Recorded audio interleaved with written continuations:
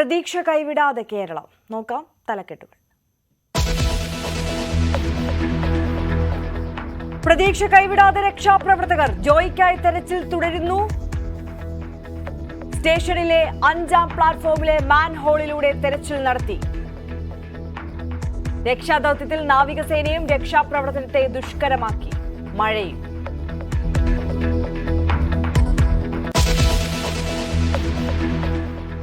ആമയിഴഞ്ചാൻ തോട്ടിലെ അപകടത്തിൽ സർക്കാരിനെതിരെ പ്രതിപക്ഷം. മഴക്കാല പൂർവ്വ ശുചീകരണം നടത്താത്തത് കെടുകാര്യസ്ഥതയെന്ന് വി ഡി സതീശൻ. റെയിൽവേയുടെ സഹകരണത്തോടെ ശുചീകരണം നടക്കൂവെന്ന് മന്ത്രി റോഷി അഗസ്റ്റിൻ. സംഭവത്തിൽ സ്വമേധയാ കേസെടുത്ത മനുഷ്യാവകാശ കമ്മീഷൻ. കളക്ടറും നഗരസഭാ സെക്രട്ടറിയും റിപ്പോർട്ട് നൽകണം.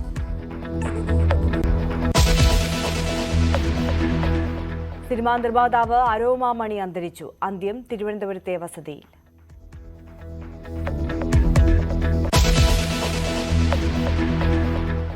നാളെ സംസ്ഥാനത്ത് അതിതീവ്ര മഴയ്ക്ക് സാധ്യത. മലപ്പുറം, കണ്ണൂർ, കാസർഗോഡ് ജില്ലകളിൽ റെഡ് അലർട്ട്. കണ്ണൂരിൽ നാളെ വിദ്യാഭ്യാസ സ്ഥാപനങ്ങൾക്ക് അവധി. മറ്റ് 5 ജില്ലകളിൽ ഓറഞ്ച് അലർട്ട്. മീൻ പിടിക്കാൻ കടലിൽ പോകരുതെന്ന് നിർദ്ദേശം.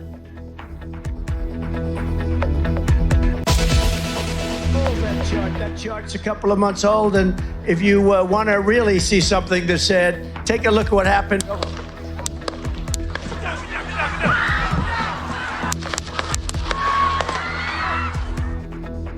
ഡൊണാൾഡ് ട്രംപിന് നേരെ വധശ്രമം. ചെവിയുടെ മുകളിൽ വെടിയേറ്റു.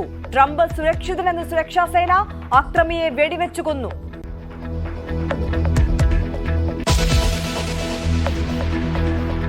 BSP നേതാവ് ആംസ്ട്രോങ്ങിനെ കൊലപ്പെടുത്തിയ കേസ് പ്രതി ഏറ്റുമുട്ടലിൽ കൊല്ലപ്പെട്ടു. ഓടി രക്ഷപ്പെടാൻ ശ്രമിച്ചപ്പോൾ വെടിവെച്ചെന്ന് പോലീസ്. ഒരാഴ്ചക്കിടെ തമിഴ്നാട്ടിൽ നടക്കുന്ന 2ാമത്തെ ഏറ്റുമുട്ടൽ കൊല.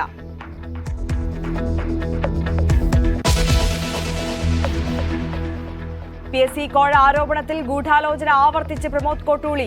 പിന്നിൽ പ്രവർത്തിച്ചവരെ പുറത്തു കൊണ്ടുവരും. പോലീസിന് പരാതി നൽകും. ഭാവി കാര്യങ്ങൾ പിന്നീട് ആലോചിക്കുമെന്നും പ്രമോദ്. കോപ്പ അമേരിക്ക കിരീടം ലക്ഷ്യമിട്ട് അർജന്റീന. കൊളംബിയയെ നേരിടുക പുലർച്ചെ 5:30. യൂറോ കപ്പിൽ ഇന്ന് കലാശപ്പോരാട്ടം. ഇംഗ്ലണ്ടിന് എതിരാളികൾ സ്പെയിൻ.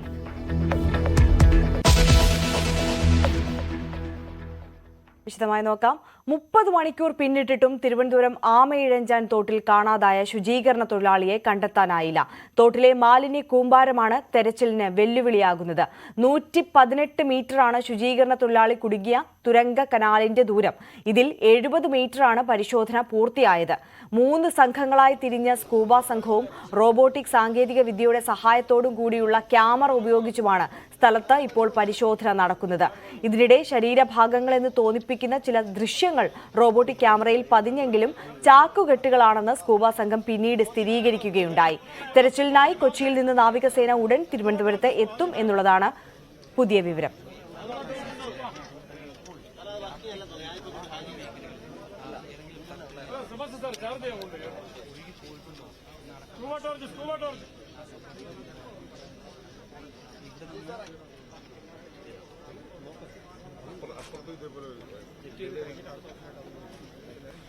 MG മിഥുൻ വിവരങ്ങളുമായി ചേരുകയാണ്. മിഥുൻ, മണിക്കൂറുകൾ പിന്നിടുന്ന രക്ഷാ ദൗത്യം വളരെ ശ്രമകരമാണ്, അറിയാം. ഇപ്പോൾ ഏത് ഘട്ടത്തിലെത്തി നിൽക്കുന്നു? ഏറ്റവും പുതിയ വിവരങ്ങൾ എങ്ങനെയാണ്? അറിയാം, 30 മണിക്കൂർ ഈ രക്ഷാപ്രവർത്തനം പിന്നിട്ടിരിക്കുന്നു എന്നുള്ളതാണ്. ഇതുവരെയും രോഗിയെ കണ്ടെത്താൻ സാധിച്ചിട്ടില്ല. നിലവിൽ നമ്മൾ നേരത്തെ സൂചിപ്പിച്ചതുപോലൊക്കെ തന്നെ എല്ലാ ശ്രമകരമായിട്ടുള്ള മനുഷ്യസാധ്യമായിട്ടുള്ള എല്ലാ സേവനവും ഇവിടെ ലഭ്യമാണ്. അത് NDRFന്റെ 30 സംഘമുണ്ട്. ഒപ്പം തന്നെ ഫയർ ആൻഡ് റെസ്ക്യൂ ടീമുണ്ട്, സ്കൂബ ഡൈവിംഗ് ടീമുണ്ട്. അവരൊക്കെ ഇപ്പോൾ 5ാമത്തെ പ്ലാറ്റ്ഫോമിലുള്ള ആ ഒരു മാൻഹോൾ കേന്ദ്രീകരിച്ച് 2 സൈഡിലേക്കുമുള്ള ഒരു പ്രവർത്തനം അവസാന ഘട്ടമെന്ന രീതിയിൽ ഒരു പരിശോധന കൂടി നടത്തുകയാണ്. ഒപ്പം തന്നെ മറുവശത്ത് അവിടെ നിന്ന് പമ്പ് ചെയ്തുകൊണ്ട് വെള്ളം ശക്തിയായി പമ്പ് ചെയ്തുകൊണ്ട് ഈ മാലിന്യം നീക്കം ചെയ്യാം എന്നുള്ളൊരു നിഗമനത്തിലേക്ക് എത്തിയിട്ടുണ്ട്. അതിന്റെ നടപടികൾ ഇപ്പോൾ പുരോഗമിക്കുകയാണ് എന്നുള്ളതാണ് നമുക്കിപ്പോൾ മനസ്സിലാക്കാൻ സാധിക്കുന്നത്. എന്തായാലും വൈകിട്ടോടുകൂടി കൊച്ചിയിൽ നിന്ന് നാവികസേനാ അംഗങ്ങൾ കൂടി ഇവിടേക്ക് എത്തും. ഒരുപക്ഷെ ഉടൻ തന്നെ ഇവിടെ ഈ ഒരു പറയുന്ന 118 മീറ്റർ ദൂരത്തിലുള്ള ഈ ടണലിനകത്ത് തന്നെ ജോയി ഉണ്ടാകാമെന്നുള്ള പ്രതീക്ഷ തന്നെയാണ് ഇപ്പോഴും ഉള്ളത്. പക്ഷേ ഈ നിലവിൽ അപകടമുണ്ടായ സ്ഥലത്ത് നിന്ന് ഏകദേശം 40 മീറ്ററോളം ദൂരത്തേക്ക് എത്തി സ്കൂബ ഡൈവിംഗ് ടീം പരിശോധന നടത്തിയിരുന്നു. ഒപ്പം തന്നെ മാൻഹോൾ വഴി 3ാമത്തെ പ്ലാറ്റ്ഫോം വഴിയുള്ള മാൻഹോൾ വഴി ഏകദേശം 20 മീറ്ററോളം ദൂരത്തേക്ക് അവർ പരിശോധന നടത്തുകയും ചെയ്തു. പക്ഷേ അവിടെ ഒന്നും തന്നെ ജോയിയെ കണ്ടെത്താൻ സാധിക്കുകയും ചെയ്തില്ല. പിന്നീടാണ് 5ാമത്തെ പ്ലാറ്റ്ഫോമിലുള്ള ഈ ഒരു മാൻഹോൾ കേന്ദ്രീകരിച്ചുള്ള പരിശോധന ആരംഭിക്കുകയും ചെയ്തു. നേരത്തെ അവിടെ ഇറങ്ങി പരിശോധന നടത്തുകയും ചെയ്തു. അവിടെ കുറച്ചുകൂടി സ്കൂബ ഡൈവിംഗ് ടീമിന് കാര്യങ്ങൾ എളുപ്പമാണ്. കാരണം ഇത്തരത്തിൽ കൃത്യമായി അവിടെ വെച്ച് കൃത്യമായ പരിശോധനകൾ നടത്താൻ സാധിക്കും. കാരണം അവിടെ കുറച്ചുകൂടെ വ്യാപ്തിയുണ്ട് ഈ പറയുന്ന ടണലിന്. മറ്റുള്ള ഭാഗത്തെക്കാട്ടിൽ കുറച്ചുകൂടി വീതിയുണ്ട് ഇവിടെ. അതുകൊണ്ട് തന്നെ അവിടെ നിന്ന് ഇറങ്ങി ഇപ്പോൾ പരിശോധന പുരോഗമിക്കുകയാണ്. എന്തായാലും അവിടെ സ്കൂബ ഡൈവിന്റെ പരിശോധന നടക്കുന്നു. ഒപ്പം തന്നെ മറുവശത്തായി ഈ പമ്പുകൾ ഉപയോഗിച്ച് മോട്ടോർ പമ്പുകൾ ഉപയോഗിച്ച് അതിശക്തമായ രീതിയിൽ പവർ കൊടുത്തുകൊണ്ട് വെള്ളം അടിച്ചു കയറ്റി ആ മാലിന്യങ്ങൾ പുറത്തേക്ക് എത്തിക്കാനുള്ള ശ്രമം കൂടി ഈ ഒരു ഘട്ടത്തിൽ നടക്കുന്നു എന്നുള്ളതാണ്. എന്തായാലും 30 മണിക്കൂർ പിന്നിട്ടിരിക്കുന്നു. മനുഷ്യസാധ്യമായിട്ടുള്ള എല്ലാ സേവനങ്ങളും ലഭ്യമാക്കിയിരിക്കുന്നു. പക്ഷേ ഇതുവരെയും ജോയിയെ കണ്ടെത്താൻ പറ്റിയിട്ടില്ല എന്നുള്ളത് തന്നെയാണ് ഏറ്റവും പ്രധാനപ്പെട്ട കാര്യം. അതിനുവേണ്ടിയുള്ള ശ്രമകരമായ ദൗത്യം ഇപ്പോഴും തുടരുകയാണ്. മറുവശത്തും 2 സൈനികങ്ങളുമായി ഇപ്പോഴും NDRF സേനയുടെ ഭാഗത്തുനിന്നും ഒക്കെ തന്നെ വലിയ രീതിയിലുള്ള തെരച്ചിൽ നടത്തുകയാണ്. പക്ഷേ ഈ ചെളി ഒപ്പം തന്നെ മാലിന്യ കൂമ്പാരം അത് വലിയ രീതിയിൽ രക്ഷാപ്രവർത്തനത്തെ ബാധിക്കുന്നു എന്നുള്ളതാണ് ഏറ്റവും പ്രധാനപ്പെട്ട കാര്യം. നിലവിൽ അവിടെ നിന്നൊന്നും തന്നെ ഈ മാലിന്യങ്ങൾ നീക്കം ചെയ്യാൻ സാധിച്ചിട്ടില്ല എന്നുള്ളതാണ്. റോബോട്ടിക് സംവിധാനം ഉപയോഗിച്ചുകൊണ്ടൊക്കെ തന്നെ ഈ മാലിന്യം അവിടെ നിന്നും നീക്കം ചെയ്യാനുള്ള ശ്രമം നടത്തിയെങ്കിൽ പോലും തന്നെ അത് വിഫലമായി പോകുന്നതാണ് നമുക്ക് കാണാൻ സാധിക്കുകയും ചെയ്യുന്നതായാലും അതിൽ ഈ പറയുന്ന റെസ്ക്യൂ ടീം ഇത്രയും മണിക്കൂറുകളായി പരിശ്രമിച്ചിട്ടും ജോയിയെ കണ്ടെത്താനാകുന്നില്ല എന്ന് പറയുമ്പോൾ പോലും തന്നെ അവരുടെ പരമാവധി അവരെ കൊണ്ടാകുന്ന വിധമുള്ള എല്ലാ സേവനങ്ങളും അവർ ലഭ്യമാക്കുന്നുണ്ട്. അതിനുവേണ്ടിയുള്ള എല്ലാ സജ്ജീകരണങ്ങളും ഏർപ്പെടുത്തി അത്രയും മാലിന്യം കൊണ്ട് മാറ്റാൻ കഴിയുമെന്നുള്ള കാര്യം ചെയ്തുകൊണ്ടിരിക്കുകയാണ്. മറ്റു കാര്യം വെച്ചാൽ കൊച്ചിയിൽ നിന്ന് നേവി ടീം തിരിച്ചിട്ടുണ്ട്. ഒരു 3 മണിക്കൂറിനാണ് നേവി ടീം എത്തിച്ചത്. അപ്പോൾ ഒരു ഗവൺമെന്റിനെ കൊണ്ട് സാധ്യമായിട്ടുള്ള മുഴുവൻ കാര്യങ്ങളും ചെയ്യുകയാണ്. സംഭവം നടന്ന ആ സമയം മുതൽ ജില്ലാ കളക്ടർ, മേയർ, ഞങ്ങളൊക്കെ ഇവിടെ തന്നെ ഉണ്ട്. മാധ്യമങ്ങൾ ഇവിടെ തന്നെ ഉണ്ട്. ഞങ്ങളെല്ലാം കണ്ടുകൊണ്ടിരിക്കുകയാണ്. ഇത് നേവിയിൽ നിന്ന് കൊച്ചിയിൽ നിന്ന് നേവി ടീമും കൂടെ എത്തിയ ശേഷം ഇനി അടുത്ത പ്ലാൻ തയ്യാറാക്കാമെന്നാണ് ആലോചിച്ചിട്ടുള്ളത്. ഇന്നലത്തേന് സമാനമായി ഇന്നും രാത്രിയിൽ രക്ഷാപ്രവർത്തനമുണ്ടാവും. അതിന് കാലാവസ്ഥ നോക്കിയിട്ടേ പറയാൻ വേണ്ടി പറ്റുള്ളൂ. ഈ ട്രെയിനിന്റെ ഈ പ്ലാറ്റ്ഫോമൊക്കെ ഒരു അതെ ട്രെയിൻ ലൈൻ നിരന്തരമായി എല്ലാ പ്ലാറ്റ്ഫോമിൽ നിന്ന് ട്രെയിൻ വന്നു പോകുന്നു. അപ്പൊ അതുകൊണ്ട് അതിലേക്ക് ചില പ്രശ്നങ്ങളുണ്ട്. റെയിൽവേയുടെ ഭാഗത്തുനിന്ന് സഹകരണം ഉണ്ടോ? അവരിപ്പോ സഹകരിക്കുന്നു. മറ്റു കാര്യങ്ങൾ പിന്നെ ആലോചിക്കാന്ന് വെച്ചു. എന്തായാലും രാവിലത്തെ ഉന്നതതല യോഗം കൂടിയതിനു ശേഷം അവരുടെ നല്ല സഹകരണം ഉണ്ടായിട്ടുണ്ട്. പൂർണ്ണമായിട്ട് ജില്ലാ കളക്ടർ സംഭവം ഉണ്ടായ ആ സമയം മുതൽ പൂർണ്ണമായി ഇവിടെ തന്നെ ഉണ്ട്. മേയറുണ്ട്, കോർപ്പറേഷൻ അധികാരികളുണ്ട്, നമ്മുടെ ഫയർഫോഴ്സുകാർ വളരെ ആത്മാർത്ഥമായിട്ട് കാര്യങ്ങൾ ചെയ്യുന്നുണ്ട്. ഫയർഫോഴ്സിന്റെ ഒരു സ്പെഷ്യൽ ഓഫീസ് തന്നെ ഇവിടെ പ്രവർത്തനം ആരംഭിച്ചിട്ടുണ്ട്. മറ്റ് 2-3 ജില്ലയിൽ നിന്നുള്ള ഫയർഫോഴ്സിന്റെ ടീമിനെ ഫോഴ്സിനെ വിളിച്ചിട്ടുണ്ട്. ഇപ്പോൾ കൊച്ചിയിൽ നിന്ന് 3 മണിക്കൂറിന് അവിടെ എത്തിച്ചേരുമെന്നാണ് നേവി ടീം എത്തിച്ചേരുമെന്നുള്ളതാണ്. തുരങ്കത്തിന് പുറത്തേക്കുള്ള പരിശോധനയുണ്ടോ അതോ തുരങ്കത്തിനുള്ളിലുള്ള പരിശോധന? അപ്പുറത്താണ് കമാൻഡ്. ഇതിനുശേഷം ഇത് ആ സാധ്യത ഇപ്പോൾ ആരായുന്നുണ്ട്. അത് അതിനനുസരിച്ച് പരിശോധന ഇപ്പോൾ നടത്തിക്കൊണ്ടിരിക്കുന്ന പരിശ്രമം നടത്തി കഴിഞ്ഞതിന് ശേഷം ഈ പറഞ്ഞവരെ തുരങ്കത്തിന് ഇപ്പുറത്തിന് ശേഷം പോയോ എന്നൊരു സംശയമുണ്ട്. ആ കാര്യം പരിശോധിക്കാൻ വേണ്ടിയിരിക്കുന്നു. നേവിയും കൂടെ വന്നിട്ട് നമുക്ക് ആലോചിക്കാന്നുള്ള ഇതിലേതിരിക്കും. മന്ത്രി വി ശിവൻകുട്ടി മാധ്യമങ്ങളെ കാണുകയായിരുന്നു. അദ്ദേഹം ആ സ്ഥലത്തേക്ക് എത്തിയിരിക്കുകയാണ്. ഇന്നലെ മുതൽ തന്നെ ജനപ്രതിനിധികളും മന്ത്രിയും ഒക്കെ ആ സ്ഥലത്ത് നിരന്തരം എത്തുന്നുണ്ട്, വന്നു പോകുന്നുണ്ട്. കാര്യങ്ങളെല്ലാം തത്സമയം പരിശോധിക്കുന്നുമുണ്ട്. വി വിനോദ് ചേരുന്നുണ്ട്. വിനോദ്, സാധ്യമായതെല്ലാം ചെയ്യുകയാണെന്നാണ് മന്ത്രി വീണ്ടും പറഞ്ഞിരിക്കുന്നത്. അത്തരത്തിൽ നമുക്ക് കാണാൻ സാധിക്കുന്നുണ്ട്. മനുഷ്യ സാധ്യമായ എല്ലാ സജ്ജീകരണങ്ങളും ഒരുക്കിക്കൊണ്ടുള്ള തെരച്ചിൽ തന്നെയാണ് ഇന്നലെ മുതൽ അവിടെ നടന്നുകൊണ്ടിരിക്കുന്നത്. ഇനിയിപ്പോൾ 3 മണിക്കൂറിനുള്ളിൽ നേവി സംഘം കൂടി അവിടേക്ക് എത്തും. നേവി സംഘം എത്തിയതിനു ശേഷം പുതിയ ആലോചനകളിലേക്ക് കടക്കണം. ഈ തുരങ്കത്തിനപ്പുറത്തേക്ക് ഒഴുകി പോയിട്ടുണ്ടോ എന്നുള്ള കാര്യം കൂടി അന്വേഷിക്കേണ്ടിയിരിക്കുന്നു. അത്തരത്തിലുള്ള തെരച്ചിലൊക്കെയും നേവി സംഘം കൂടി എത്തിയതിനു ശേഷം തീരുമാനിക്കാം എന്നാണ് മന്ത്രി പറയുന്നത്, അല്ലേ? ആ നിലയ്ക്ക് തന്നെയാണ് ഇപ്പോൾ NDRFന്റെ ദുരന്ത നിവാരണ സേനയുടെ ശ്രമകരമായ ഏറ്റവും വലിയ ദൗത്യമാണ് നടക്കുന്നത്. പക്ഷേ അതിനപ്പുറത്തേക്ക് ഇന്ത്യൻ സൈന്യത്തിന്റെ സേവനം കൂടി ലഭ്യമാകുന്ന ഒരു സാഹചര്യത്തിലേക്ക് പോകുന്നു. ജോയിയെ കണ്ടെത്താനുള്ള ഏറ്റവും തീവ്രമായ ശ്രമമാണ് നടക്കുന്നത്. അതിന് എല്ലാ സംവിധാനങ്ങളും ഉപയോഗിക്കുന്നു എന്നതാണ് നമ്മൾ ഇവിടെ എടുത്ത് പറയേണ്ട ഒരു കാര്യം. ഇതിനകത്തുള്ള വെള്ളം അത് പമ്പ് ചെയ്ത് കളയാൻ അല്ലെങ്കിൽ അതിനകത്തുള്ള മാലിന്യം അത് നീക്കം ചെയ്യാൻ ഉൾപ്പെടെയുള്ള ഏതാണ്ട് 117 മീറ്റർ നീളത്തിലാണ് ടണലുള്ളത്. ഈ ടണലിനുള്ളിലുള്ള വസ്തുക്കൾ, ഈ തടസ്സമായി നിൽക്കുന്ന കാര്യങ്ങൾ മാറ്റിയുള്ള ഏറ്റവും വലിയ ഒരു പരിശ്രമം, അതിലേക്കാണ് കാര്യങ്ങൾ എത്തുന്നത്. ഇത്രയും മണിക്കൂർ, കഴിഞ്ഞ ദിവസം 11 മണിക്ക് തുടങ്ങിയ തിരച്ചിലാണ് ഇത്ര സമയം പിന്നിടുമ്പോഴും എവിടെയാണ് ജോയി എന്നത് സംബന്ധിച്ചുള്ള ഒരു കണ്ടെത്തൽ, അതിലേക്ക് നയിക്കുന്ന സൂചനകൾ ഒന്നും തന്നെ ലഭിച്ചിട്ടില്ല. അതുകൊണ്ട് തന്നെ ഏറ്റവും ശ്രമകരമായ ഒരു ദൗത്യം അത് പൂർത്തീകരിക്കുന്നതിന് സൈന്യത്തിന്റെ സേവനം കൂടി തേടിയുള്ള ഒരു കാര്യത്തിലേക്കാണ് പോകുന്നത്. കൊച്ചി നേവൽ ബേസിൽ നിന്നാണ് 6 പേർ തിരുവനന്തപുരത്തേക്ക് വരുന്നത്. ഇവർ റോഡ് മാർഗമാണ് വരുന്നത്. നേരത്തെ തന്നെ ക്യാമറ സഹായത്തോടു കൂടി, അത് റോബോ ക്യാമറയുടെ സഹായത്തോടു കൂടി ഉൾപ്പെടെ ദൃശ്യങ്ങൾ ശേഖരിച്ചുകൊണ്ട് കണ്ടെത്തുന്നതിന് വേണ്ടിയുള്ള ശ്രമങ്ങൾ നടത്തിയിരുന്നു. പക്ഷേ അത് വിജയം കണ്ടില്ല. ഈ ഒരു സാഹചര്യത്തിൽ ആണ് നേവിയുടെ സഹായം തേടുന്നത്. ഈ 6 അംഗ സംഘം എത്തുന്നതോടെ കൂടുതൽ ശക്തമായ നടപടികൾ ഉണ്ടാകുമെന്ന ഒരു പ്രതീക്ഷയുണ്ട്. ഏതായിരുന്നാലും ഇപ്പോഴും ജോയിക്ക് വേണ്ടിയുള്ള തിരച്ചിൽ ശക്തമായി തുടരുകയാണ്. ആര്യ, തീർച്ചയായും ഈ മാലിന്യ കൂന തന്നെയാണ് വലിയൊരു പ്രതിസന്ധി ആയിരിക്കുന്നത്. എത്രത്തോളം ശ്രമിച്ചാലും അവിടെ നിന്ന് നീക്കം ചെയ്യാൻ പറ്റാത്ത വിധത്തിൽ മാലിന്യം കുന്നുകൂടി കിടക്കുകയാണ്. ഇന്നലത്തെ മഴയിൽ നല്ല ഒഴുക്കുണ്ടായിരുന്നു. നല്ല അതിന്റെ താഴെ നിന്നുകൊണ്ട് ആ പ്രഷർ മേളിൽ വരാം. ഈ വെള്ളം ഇന്ന് ഉയർന്ന് ഇതുകൊണ്ട് ആ ടച്ച് ചെയ്ത് വരുന്ന ഉള്ള ഒരു വേഗത ഉണ്ടായിരുന്നു. ഇന്നലത്തെ അടുത്ത മഴയിൽ വെള്ളം കുറച്ച് താഴെ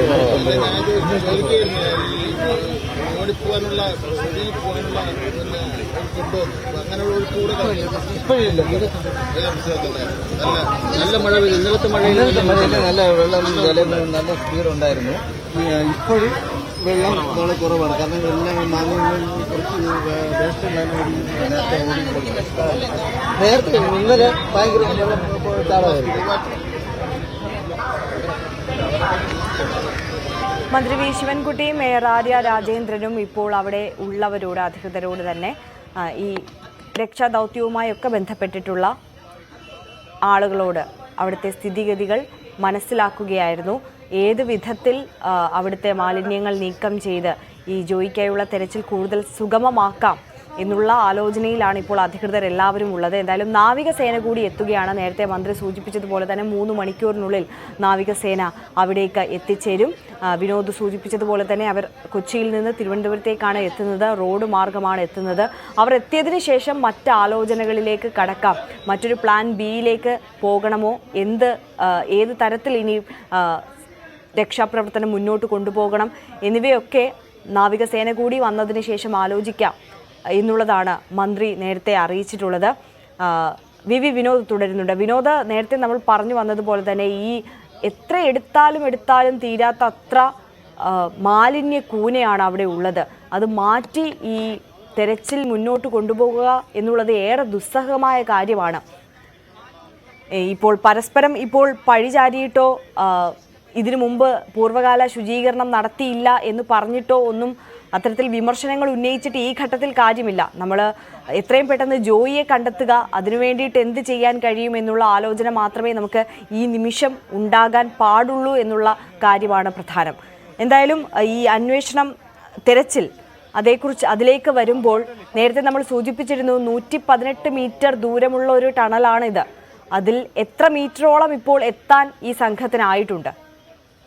അറിയാ ഇനിയും 60 മീറ്ററിലധികം ദൂരം പരിശോധിക്കേണ്ടിയിരിക്കുന്നു. കാരണം ഈ സ്കൂബ ടീമിന് ഇതുവരെ അവിടേക്ക് കടന്നു ചെല്ലാൻ കഴിഞ്ഞിട്ടില്ല. കാരണം ഇത് നമ്മൾ കാണുന്നു പുറമേ ഉള്ള ചികിത്സ പോലെ ഈ ഓരോ മഴക്കാലത്തും ഈ റെയിൽവേ പരിസരത്ത് വരുന്ന മാലിന്യങ്ങൾ നീക്കം ചെയ്യുന്നത് തമ്പാനൂർ ബസ് സ്റ്റാൻഡിനും റെയിൽവേ സ്റ്റേഷനും ഇടയ്ക്ക് തുറന്നു കിടക്കുന്ന ഒരു ഭാഗമുണ്ട്. അതായത് നമ്മളിപ്പോൾ ഈ ദൃശ്യങ്ങളിലൊക്കെ തുടർച്ചയായി നമ്മൾ കാണിക്കുന്ന ആ മാലിന്യം ക്രെയിൻ കൊണ്ട് അല്ലെങ്കിൽ JCBയുടെ സഹായത്തോടെ നെറ്റിലൂടെ വാരി മാറ്റുന്ന സ്ഥലം, അവിടെയാണ് ഈ 3 തൊഴിലാളികളെ നിയോഗിച്ച് മാലിന്യം നീക്കാൻ നടപടികൾ സ്വീകരിച്ചത്.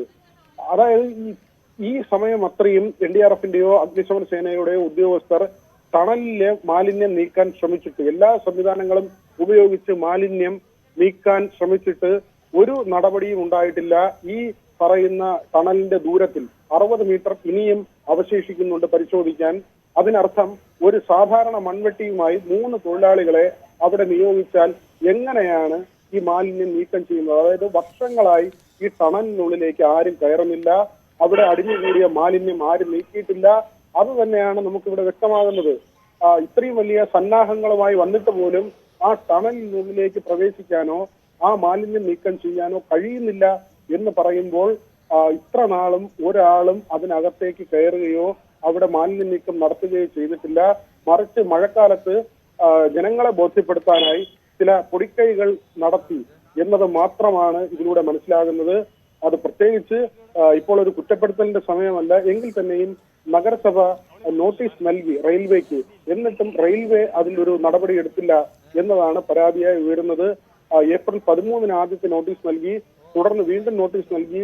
മാലിന്യം നീക്കം ചെയ്യാത്തതിനെ തുടർന്ന് പിഴ ഈടാക്കുമെന്ന വിവരവും കൈമാറി. എന്നിട്ടും റെയിൽവേയുടെ ഭാഗത്തു നിന്ന് കാര്യമായ നടപടി ഉണ്ടായില്ല എന്നത് മാത്രമല്ല, ഏറ്റവും ഒടുവിൽ 3 സാധാരണ തൊഴിലാളികളെ ഉപയോഗിച്ച് ഈ മാലിന്യം നീക്കം ചെയ്യുന്നതിന് അവിടെ ചുമതലപ്പെടുത്തുകയാണ് ചെയ്തത്. അങ്ങനെയെങ്കിൽ ഈ ടണലിനുള്ളിലെ മാലിന്യം ഇത്ര വലിയ സന്നാഹം ശ്രമിച്ചിട്ട് എന്തുകൊണ്ട് മാറ്റാൻ കഴിയുന്നില്ല? അതായത് പതിറ്റാണ്ടുകളായി ഈ ടണലിനുള്ളിലേക്ക് ശുചീകരണ പ്രവർത്തനങ്ങൾ എത്തിയില്ല എന്നത് തന്നെയാണ് ഇതിലെ ഏറ്റവും പ്രധാനപ്പെട്ട കാര്യം.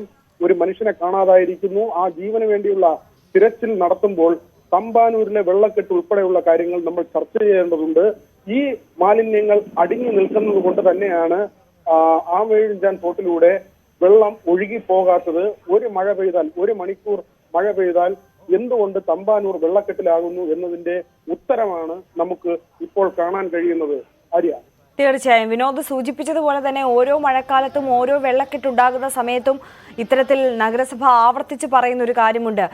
എല്ലാം സജ്ജമാക്കിയിട്ടുണ്ട്, വൃത്തിയാക്കിയിട്ടുണ്ട്, ഒരു കുഴപ്പവും വരില്ല, വെള്ളക്കെട്ടുണ്ടാകുന്ന സമയത്ത് വേണ്ട നടപടി സ്വീകരിക്കുന്നുണ്ട് എന്നൊക്കെ പറയുന്നുണ്ടെങ്കിലും ഇപ്പോൾ നമുക്ക് തന്നെ കാണാൻ സാധിക്കുന്നുണ്ട് ഈ ദൃശ്യങ്ങളിലടക്കം ഈ ഒരു ഇത്തരത്തിൽ ജോയി എന്ന് പറയുന്ന ഒരു വ്യക്തിയെ കാണാതായി അതിൻ്റെ തിരച്ചിലിലേക്ക് ഇറങ്ങുമ്പോഴാണ് എത്രത്തോളം ഗുരുതരമായ രീതിയിലാണ് നമ്മുടെ തലസ്ഥാന നഗരിയിൽ ഈ മാലിന്യം കുന്നുകൂടിയിട്ടുള്ളത്. ആമയിഴഞ്ചാൻ തോട്ടിൽ മാലിന്യം കുന്നുകൂടിയിട്ടുള്ളത്, എത്ര കാലമായി ഇവിടെയൊക്കെ വൃത്തിയാക്കിയിട്ടുള്ളത് എന്നുള്ള യാഥാർത്ഥ്യത്തിലേക്ക് നമ്മൾ കൂടുതലായി ഇറങ്ങിച്ചെല്ലുന്നത് എന്നതുകൂടിയുണ്ട്. വിനോദ, ഇനി നമ്മൾ ഈ തെരച്ചിലിലേക്ക് വരികയാണെന്നുണ്ടെങ്കിൽ ഈ എന്തെങ്കിലും ഒരു സാധ്യത, അതായത് എത്ര സമയത്തിനുള്ളിൽ നമുക്ക് ആ ഒരു ടണലിൽ വിചാരിച്ച ദൂരത്തേക്ക് എത്താം എന്ന തരത്തിൽ രക്ഷാസംഘത്തിനൊരു ആലോചന അല്ലെങ്കിൽ ഒരു ധാരണയുണ്ടോ? അറിയാ, ഇത് അധികൃതർ പറയുന്നത് പോലെ, മേയറോ അല്ലെങ്കിൽ MLAയോ റെയിൽവേയുടെ അധികൃതരോ പറയുന്നത് പോലെ തർക്കത്തിനുള്ള ഒരു സമയമല്ല. എങ്കിൽ തന്നെയും കഴിഞ്ഞ മഴക്കാലങ്ങളിൽ നമ്മൾ ഗ്രൗണ്ടിൽ ഇറങ്ങി റിപ്പോർട്ട് ചെയ്തതാണ്. കണ്ണമ്മൂലയിൽ കൃത്യമായി, അതായത് വെള്ളം കയറുന്ന പ്രദേശമാണ് കണ്ണമ്മൂല, അവിടെ നഗരസഭയുടെ ജോലി കൃത്യമായി നിറവേറ്റിയിരുന്നു. ജഗതി കിള്ളിപ്പാലം മേഖല, അവിടെ സ്ഥിരമായി വെള്ളം കയറുന്ന മേഖലയാണ്. അവിടെ കൃത്യമായി ഡ്രഡ്ജിങ് നടന്നിരുന്നു, ചെളി മാറ്റിയിരുന്നു, അവിടെ വെള്ളമൊഴുക്കിന് ഒരു തടസ്സവും ഉണ്ടായിരുന്നില്ല. പക്ഷേ ഈ തമ്പാനൂർ എങ്ങനെയാണ് വെള്ളത്തിനടിയിലാകുന്നത് എന്ന് ചോദിച്ചാൽ, തമ്പാനൂരിൽ ഉള്ള റെയിൽവേയുടെ അധീനതയിൽ ഉള്ള ഈ പറയുന്ന പ്രദേശത്ത് 117 മീറ്റർ ടണലും അതുമായി ചേർന്ന് നിൽക്കുന്ന റെയിൽവേ ഭൂമിയും അവിടെയുള്ള ശുചീകരണ പ്രവർത്തനങ്ങൾ നടക്കുന്നില്ല. കാലങ്ങളായി ആ മാലിന്യം ആ ടണലിൽ അടിഞ്ഞു നിൽക്കുന്നു എന്നത് തന്നെയാണ് തമ്പാനൂരിനെ മുക്കുന്നത്. അതിനുള്ള ഏറ്റവും വലിയ തെളിവാണ് ഇപ്പോൾ നമ്മൾ കണ്ടുകൊണ്ടിരിക്കുന്നത്.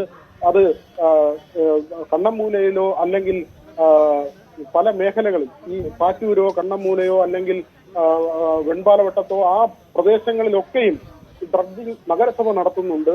അവിടെ വെള്ളം ഒഴുകി പോകുന്നുണ്ട്. പക്ഷേ എന്തുകൊണ്ട് തമ്പാനൂർ വെള്ളത്തിലാകുന്നു എന്ന് ചോദിച്ചാൽ അതിനുള്ള ഒറ്റ ഉത്തരം ഈ മാലിന്യമാണ് ആമയിഴഞ്ചാൻ തോട് ആക്കുളം കായലിൽ ചെന്നു ചേരുന്ന സ്ഥലം വരെ പല സ്ഥലങ്ങളിലും കൃത്യമായി അവിടെ നമ്മൾ എടുത്തു പറയേണ്ട കാര്യമുണ്ട്, കയ്യേറ്റങ്ങളുണ്ട്.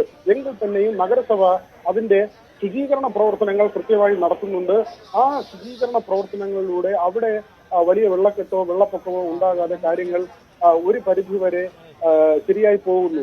കയ്യേറ്റങ്ങളുണ്ട്, ഓടകൾ അടഞ്ഞിട്ടുണ്ട്. തെറ്റിയാർ തോട് ഉൾപ്പെടെ നമുക്കറിയാം, കഴക്കൂട്ടത്ത് തെറ്റിയാർ തോട് ഉൾപ്പെടെ കയ്യേറി വലിയ വലിയ മന്ദിരങ്ങൾ നിർമ്മിച്ചിട്ടുണ്ട്.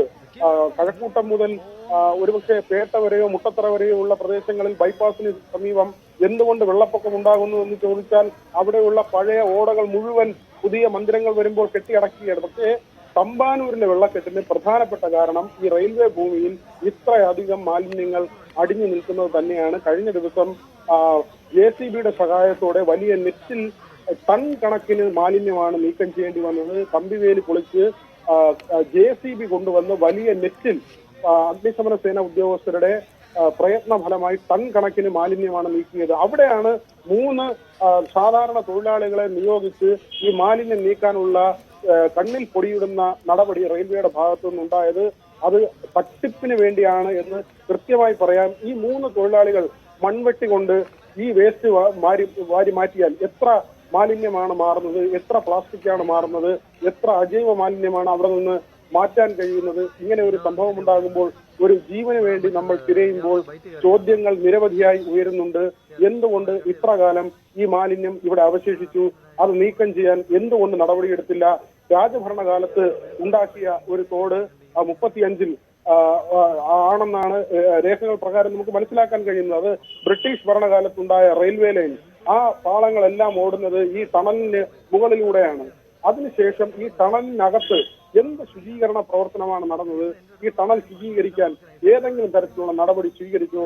അതിനകത്ത് കയറിയ NDRFന്റെ ഉദ്യോഗസ്ഥർ പറയുന്നത് വലിയ മരക്കഷ്ണങ്ങൾ, വലിയ കല്ലുകൾ, പ്ലാസ്റ്റിക് കൂന, അവർക്ക് അതിനകത്ത് പ്രവേശിക്കാൻ കഴിയാത്ത തരത്തിലുള്ള മാലിന്യം അടിഞ്ഞുകൂടിയിരിക്കുന്നു. അതിനർത്ഥം ഇവിടെ ചെലവഴിച്ച കോടികൾ, ഏറ്റവും ഒടുവിൽ വരെ ഈ ആമയിഴഞ്ചാൻ തോട് ശുദ്ധീകരിക്കുന്നതിന് സമീപകാലത്ത് 13 കോടി രൂപ ചെലവിട്ടു. ഈ കോടികൾ ചിലവിടുന്നതല്ലാതെ വെള്ളക്കെട്ടിൽ മനുഷ്യരെ തള്ളിയിടുന്നത് ഇത് ആരുടെ പിടിപ്പുകേടാണ്? നഗരസഭ അല്ലെങ്കിൽ നഗരസഭ കൃത്യമായ നടപടി സ്വീകരിക്കണം. റെയിൽവേ ആണെങ്കിൽ റെയിൽവേ കൊണ്ട് അത് ചെയ്യിക്കാൻ നഗരസഭയ്ക്ക് സാധിക്കണം എന്ന് തന്നെയാണ് സാധാരണ ജനങ്ങൾ പറയുന്നത്. ആര്യ, തീർച്ചയായും വി വിനോദാണ് വിവരങ്ങൾ നൽകുന്നത്. എന്തായാലും വിനോദ് സൂചിപ്പിച്ചതുപോലെ തന്നെ ഇപ്പോൾ നാളുകളായി തമ്പാനൂർ അടക്കമുള്ള പ്രധാന കേന്ദ്രങ്ങളൊക്കെ വെള്ളക്കെട്ടിലായിട്ടും എത്രത്തോളം ഗൗരവത്തോടെയാണ് ഈ മാലിന്യ പ്രശ്നവും ഈ വെള്ളക്കെട്ട് ദുരിതവും ഒക്കെ അധികൃതർ നോക്കിക്കണ്ടത് എന്നതുകൂടിയാണ് ഈ ജോയിക്കായുള്ള തെരച്ചിലിൽ നമ്മൾ ഈ ആമയിഴഞ്ചാൻ തോട്ടിലേക്കും സമീപ പ്രദേശങ്ങളിലേക്കുമൊക്കെ ആഴത്തിൽ നോക്കുമ്പോൾ മനസ്സിലാകുന്നത്. ഈ കോടികൾ ചിലവിട്ടു, പുതിയ പല പദ്ധതികളും കൊണ്ടുവന്നു, വൃത്തിയാക്കുന്നുണ്ട് എന്നൊക്കെ പറയുമ്പോഴും എത്രത്തോളം കാര്യക്ഷമമായി ആ പ്രവർത്തനങ്ങളൊക്കെ നടന്നു എന്നുള്ളത് ഇപ്പോൾ എല്ലാവരും കാണുന്നുണ്ട്. അതുകൊണ്ട് തന്നെയാണ് പല കോണിൽ നിന്ന് പലതരത്തിലുള്ള വിമർശനങ്ങൾ ഈ വിഷയത്തിൽ ഉയർന്നു വരുന്നത്. പ്രത്യേകിച്ച് സാധാരണക്കാരായിട്ടുള്ള ജനങ്ങളുടെ ഭാഗത്തു നിന്ന് വിമർശനങ്ങൾ ഉയർന്നു വരുന്നത്. ഇത്രത്തോളം മാലിന്യം അടിഞ്ഞുകൂടിയ ഒരു സാഹചര്യമായിട്ടും ഇത്രയും കാലം എന്ത് ചെയ്യുകയായിരുന്നു അധികൃതർ എന്നുള്ളത് വലിയൊരു ചോദ്യമായി ചോദിക്കുകയാണ് സാധാരണക്കാരായിട്ടുള്ള ജനങ്ങൾ പോലും.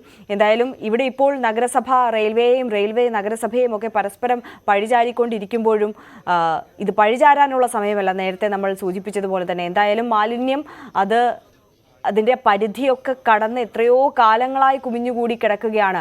അത് മാറ്റാൻ എത്രത്തോളം പ്രയാസകരമാണ് എന്നുള്ളത് നമ്മളിപ്പോൾ കാണുന്നുണ്ട്. ആ ഒരു സാഹചര്യത്തിലാണ് ഈ 3 തൊഴിലാളികളെ മാത്രം നിയോഗിച്ചുകൊണ്ട് റെയിൽവേ ഇത്തരത്തിലൊരു ശുചീകരണ പ്രവർത്തനത്തിന് ഇറങ്ങിത്തിരിച്ചത് എന്നുള്ളതും വിമർശിക്കപ്പെടേണ്ട ഒരു കാര്യം തന്നെയാണ്. അത്രത്തോളം ഗൗരവത്തോടെ മാത്രമേ ഇത്തരം വിഷയങ്ങളെ നോക്കിക്കാണുന്നുള്ളൂ എന്നതാണ് സാഹചര്യം. എന്തായാലും മിഥുൻ ചേരുന്നുണ്ട് നമുക്കിപ്പോൾ. മിഥുൻ, ഏത് തരത്തിലാണ് ഇപ്പോൾ രക്ഷാപ്രവർത്തനം നടക്കുന്നത്? നമ്മൾ രക്ഷാപ്രവർത്തനത്തിന്റെ വിശദാംശങ്ങളിലേക്ക് വന്നാൽ ഏത് ഘട്ടത്തിലേക്ക് എത്തി നിൽക്കുന്നു? ഈ 118 മീറ്റർ ദൂരമുള്ള ഒരു തുരങ്കമാണ് എന്ന് നേരത്തെ നമ്മൾ പറഞ്ഞിരുന്നല്ലോ. അതിൽ ഇനി എത്ര ദൂരം കൂടി താഴ്ചയിലേക്ക് എത്തിയിട്ടുണ്ട്, ഇനി എത്ര ദൂരം ബാക്കിയുണ്ട്? ആര്യ, അതായത് നിലവിൽ സ്കൂബ ഡൈവിംഗ് ടീം അവരുടെ പരിശോധന പൂർത്തിയാക്കിയിട്ടുണ്ട്. കാരണം എന്ന് വെച്ച് കഴിഞ്ഞാൽ അവരെല്ലാം തന്നെ ഇറങ്ങേണ്ട സ്ഥലങ്ങളിലെല്ലാം തന്നെ പൂർണ്ണമായും അവർ ഇറങ്ങിച്ചെന്ന് അവിടെയൊക്കെ കൃത്യമായി പരിശോധിച്ചു. പക്ഷേ അവിടെയൊന്നും തന്നെ ജോയിയെ കണ്ടെത്താനായിട്ടില്ല എന്നുള്ളതാണ് ഏറ്റവും ദുഃഖകരമായിട്ടുള്ള കാര്യം. ഇപ്പോൾ നിലവിൽ ചെയ്യുന്നത് ഈ അപകടം നടന്ന അവിടെ വലിയ രീതിയിൽ മോട്ടോർ പമ്പുകൾ സ്ഥാപിച്ചുകൊണ്ട് വലിയ പ്രഷറിൽ വെള്ളം അകത്തേക്ക് അടിച്ചു കയറ്റുക. ആ വെള്ളത്തിന്റെ പ്രഷർ മൂലം ഈ മാലിന്യങ്ങളൊക്കെ തന്നെ ഈ ടണൽ വഴി മറുവശത്തേക്ക് നമ്മളിപ്പോൾ ദൃശ്യങ്ങൾ കാണുന്ന ഈ സ്ഥലത്തേക്ക് എത്തുമെന്നുള്ള ഒരു പ്രതീക്ഷയാണുള്ളത്. അങ്ങനെ ഉള്ളപ്പോൾ അവിടെ ഈ മാലിന്യങ്ങൾ പുറത്തേക്ക് വരുന്ന വഴി തന്നെ ജോയിയും പുറത്തേക്ക് വരുമെന്നാണ് പ്രതീക്ഷിക്കുന്നത്. അതിനുവേണ്ടിയുള്ള കാത്തിരിപ്പാണ് ഇപ്പോൾ നടത്തിക്കൊണ്ടിരിക്കുന്നത്. അതിനുവേണ്ടിയുള്ള തയ്യാറെടുപ്പുകളെല്ലാം തന്നെ നടത്തുകയും ചെയ്തിട്ടുണ്ട്. അതാണ് ഇനി ആകെയുള്ളൊരു പോംവഴി. കാരണം മറ്റ് സംവിധാനങ്ങൾ തന്നെ എത്രത്തിക്കുകയും ഒപ്പം തന്നെ കൃത്യമായ പരിശോധനകളും അതിൽ ഏറ്റവും പ്രധാനമായും സ്കൂബ ഡൈവിംഗ് ടീമിന്റെയും കൂടാതെ തന്നെ ഫയർ ആൻഡ് റെസ്ക്യൂ ടീമിന്റെയും ഒക്കെ അവരുടെ ഒരു നിശ്ചയദാർഢ്യത്തോടു കൂടിയുള്ള ഒരു പ്രവർത്തനത്തിന് അതിന് നമ്മൾ വലിയ രീതിയിൽ അഭിനന്ദിക്കേണ്ടതായിട്ടുണ്ട്. കാരണം ഇത്രയും മണിക്കൂറായി, അതായത് 30 മണിക്കൂറിൽ മേലെയായി അവർ ഇതിനു വേണ്ടിയുള്ള പ്രയത്നത്തിലാണ്. എല്ലാ സാധ്യമായിട്ടുള്ള എല്ലാ സംവിധാനങ്ങളും ഉപയോഗിച്ചുകൊണ്ട് അവർ ഈ മലിനജലത്തിൽ എത്ര നേരം കിടക്കും നമ്മൾ കണ്ടു. അതായത് അകത്തേക്കുള്ള ആ ടണൽ എന്ന് പറയുന്നത് വളരെ ചെറിയ ടണലാണ്. ഒരു മനുഷ്യന് കിടന്നു മാത്രം അകത്തേക്ക് പ്രവേശിക്കാൻ പോകുന്ന തരത്തിലുള്ള ഒരു ടണലാണ് അത്. അതിനകത്തുകൂടി ഇവർ എത്രത്തോളം കഷ്ടപ്പെട്ട് അകത്തേക്കെല്ലാം ശ്രമിച്ചു. നിരവധി തവണ അകത്തേക്ക് കയറി പരിശോധനകൾ നടത്തി. പക്ഷേ അപ്പോഴൊന്നും തന്നെ ജോയിയെ കണ്ടെത്താനായില്ല. അതാണ് വളരെ ദുഃഖകരമായിട്ടുള്ള കാര്യം. ഇപ്പോൾ നിലവിൽ പമ്പുകൾ ഉപയോഗിച്ചുകൊണ്ട് വലിയ രീതിയിൽ വെള്ളം അടിച്ചു കയറ്റി പുറത്തേക്ക് എത്തിക്കാൻ സാധിക്കുമോ എന്നുള്ളതാണ് നോക്കുന്നത്. പക്ഷേ അത് എത്രത്തോളം സാധ്യമാകുമെന്നുള്ളതാണ് നമുക്കിനി കണ്ടറിയേണ്ടിയിരിക്കുന്നത്. കാരണം 118ഓളം മീറ്റർ ദൂരമുണ്ട് ഈ ടണൽ എന്ന് പറയുന്നത്. അപകടം നടന്ന സ്ഥലത്തു നിന്ന് ഈ പുറത്ത് ഇപ്പോൾ കാണുന്ന നമ്മൾ ദൃശ്യങ്ങൾ കാണുന്ന ഈ സ്ഥലം വരെ ഏകദേശം 118 മീറ്ററോളമുണ്ട്. ഇവിടേക്ക് ആ വെള്ളത്തിന്റെ ഈ പമ്പ് ചെയ്യുന്നതനുസരിച്ച് മാലിന്യം പുറത്തേക്ക് ഒഴുകിയെത്തുമോ എന്നുള്ളതാണ് നമുക്ക് കണ്ടറിയേണ്ടിയിരിക്കുന്നത്. എന്തായാലും നിലവിൽ അതിനുള്ള ശ്രമങ്ങൾ ആരംഭിച്ചിട്ടുണ്ട്. പക്ഷേ ഇപ്പോഴും മാലിന്യങ്ങൾ പുറത്തേക്ക് വരാത്ത കാഴ്ചയാണ് കാണാൻ സാധിക്കുന്നത്. കാരണം അത്രത്തോളം അടിഞ്ഞുകൂടിയിട്ടുണ്ട്. വളരെ ചെറിയ ടണലാണ്. അതിലൂടെ സുഗമമായി വെള്ളം ഒഴുകി പോകുന്നതിന് വേണ്ടി തയ്യാറാക്കിയ, അതായത് ബ്രിട്ടീഷുകാരുടെ കാലത്ത് അന്ന് തയ്യാറാക്കിയിട്ടുള്ള ഒരു ടണലാണ്. അന്ന് ആ രീതിയിൽ അന്ന് മുതൽ ഒരുപക്ഷെ നമ്മൾ ഈ കാണുന്നതിനധികം ടൺ കണക്കിന് വേസ്റ്റുകൾ അകത്ത് അടിഞ്ഞുകൂടിയിട്ടുണ്ട്. അതാണ് ഇത്തരത്തിൽ ഈ ഒരു രക്ഷാദൌത്യത്തെ വലിയ രീതിയിൽ കാര്യമായി ബാധിക്കുകയും ചെയ്തത്. കാരണം ഇത്ര കാലങ്ങളായി ഈ ഒരു പ്രശ്നം ഇപ്പോൾ ഉണ്ടായപ്പോഴാണ് ഇതിനകത്ത് ഇത്രയധികം മാലിന്യം അടിഞ്ഞുകൂടി കിടക്കുന്നെന്നുള്ള കാര്യങ്ങൾ കൂടി പുറത്തു വരികയും ചെയ്യുന്നത്. ഇത്തരത്തിൽ ബാലിശമായ രീതിയിലാണ് ഇത്തരത്തിൽ ഈ ഒരു സംവിധാനത്തെ അല്ലെങ്കിൽ ഈ മാലിന്യം നീക്കം ചെയ്യുന്ന അടക്കമുള്ള കാര്യങ്ങളെ അവർ കണ്ടിരുന്നു എന്നുള്ളത് ആണ് നമ്മൾ ഇനി അറിയേണ്ടതായിട്ടുള്ളത്. എന്തായാലും നിലവിൽ അതിനുള്ള പ്രവർത്തനങ്ങൾ ആരംഭിച്ചിട്ടുണ്ട്. മുഴുവൻ മാലിന്യവും പുറത്തേക്ക് എത്തിക്കേണ്ടതായിട്ടുണ്ട്. കൂടാതെ ചെളി അടിഞ്ഞുകൂടിയിട്ടുണ്ട്. ആ ചെളിയിൽ മാലിന്യങ്ങൾ കുമിഞ്ഞുകൂടി കിടക്കുകയാണ്. അതാണ് ഇത്തരത്തിൽ പുറത്തേക്ക് എത്താൻ സാധിക്കാതിരിക്കുന്നത്. ഒപ്പം തന്നെ വെള്ളത്തിന്റെ തോത് അത് ഇപ്പോൾ കുറഞ്ഞു നിൽക്കുകയാണ്. അത് വലിയ രീതിയിൽ മാലിന്യങ്ങൾ ഒഴുകി വരുന്നതിന് വലിയ രീതിയിൽ തടസ്സമായിട്ടുണ്ട്. അതുകൊണ്ട് തന്നെയാണ് ഈ ഒരു മോട്ടോർ പമ്പുകൾ ഉപയോഗിച്ചുകൊണ്ട് വെള്ളത്തിന്റെ തോത് കൂട്ടി ആ പ്രഷർ ചെലുത്തിക്കൊണ്ട് പുറത്തേക്ക് ഈ മാലിന്യങ്ങൾ എത്തിക്കാൻ, അതുവഴി ഈ ജോയിയെ കണ്ടെത്താനാകുമെന്നുള്ളൊരു പ്രതീക്ഷയാണ്. എന്തായാലും നിലവിലിപ്പോൾ സ്കൂബ ഡൈവിംഗ് ടീം അവരുടെ പരിശോധനകൾ പൂർത്തിയാക്കി. അവർക്ക് സാധ്യമായ രീതിയിലെല്ലാം എവിടൊക്കെ ചെല്ലാൻ പറ്റുമോ അവിടെയെല്ലാം ഇറങ്ങി അവസാനവട്ട പരിശോധന കൂടി അവർ പൂർത്തിയാക്കിയതിനു ശേഷമാണ് തിരികെ കയറിയിരിക്കുന്നത്. എന്തായാലും നിലവിൽ 5ാം നമ്പർ പ്ലാറ്റ്ഫോമിലുള്ള ആ ഒരു മാൻഹോളിലും 3ാം നമ്പർ പ്ലാറ്റ്ഫോമിലുള്ള ആ മാൻഹോളിലുമൊക്കെ സ്കൂബ ഡൈവിംഗ് ടീം ഉണ്ട്.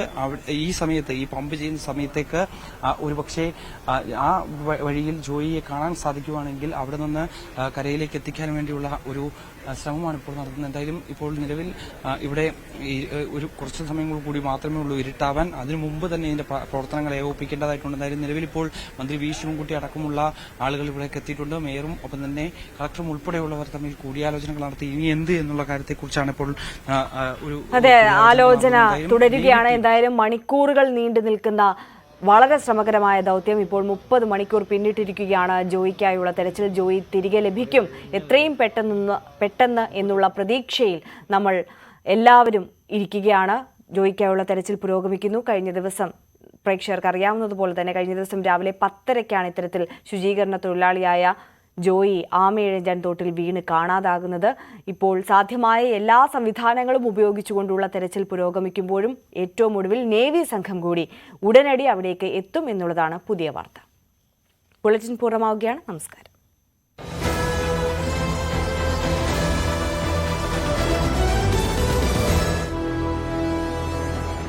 നമുക്ക് ലഭ്യമാകുന്ന വിവരങ്ങൾ